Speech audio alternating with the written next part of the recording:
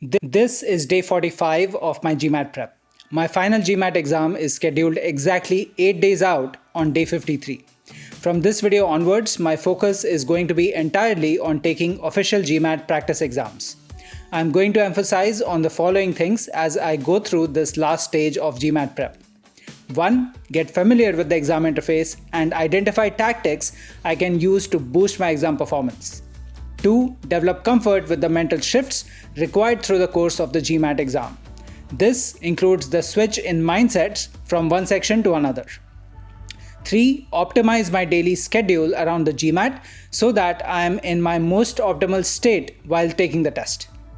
This includes aspects such as taking practice exams at the same time every day, ensuring that the food I eat does not affect my mental performance adversely, and managing my environment so that I am able to handle any distractions with a positive mindset. With that said, let me jump straight into my debrief for the day. In keeping with my recommendation, I started my study session by picking up a quant practice set as a warm-up. Following that, I took the official GMAT Practice Exam number 5 from MBA.com. I will start by sharing my score from the practice exam and then talk about my learnings from that experience, which I plan to integrate in my test-taking strategy in the days forward. My overall score on this practice exam was 745, which stands at the 100th percentile. I did very well on the quant and verbal sections with scores of 90 on 90 and 89 on 90 respectively. Both the scaled scores correspond to the 100th percentile scores on the respective sections. I did relatively poorly on the data insight section with a scaled score of 82 on 90, which is at the 94th percentile.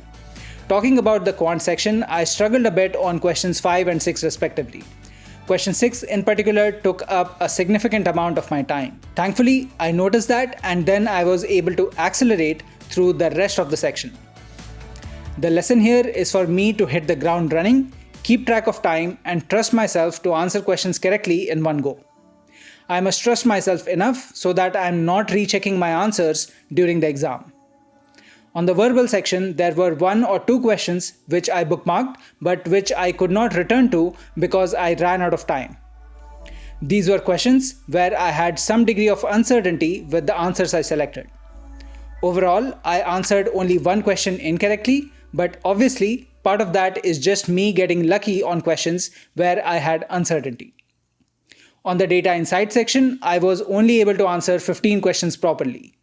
I made random guesses on the remaining 5 questions simply because I was running out of time. I will give myself credit here for ensuring that I marked answers against all questions because we know that the GMAT imposes a heavy penalty if you do not do so. That said, I did well in managing time on the initial questions, but then I slowed down significantly towards the middle of the section. My takeaway is to continue emphasizing on hitting the ground running on the data insight section and push hard on solving questions faster. Overall, here are the things I will focus on improving going forward. 1. Hit the ground running at the start of every section. This is about having the mindset of investing yourself fully and solving questions quickly from the get-go. 2. Ensure density and organization in your scratch work. One side benefit of this is that you will spend less time erasing your whiteboard during the exam. 3. I was having some trouble with my dry eraser on this exam because it was not doing a good job of erasing the whiteboard properly. That's a minor irritant on which I do not want to waste time during the exam. I will solve that by getting a better whiteboard eraser if I can, or using more pressure when erasing the whiteboard. 4.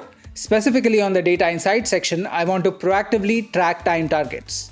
I want to be on the 6th question by the 10th minute, 10th question by the 20th minute, 15th question by the 30th minute, and the 20th question by the 43rd minute. Those are aggressive time targets, but I need to orient my brain to achieve them in order to do well on the section.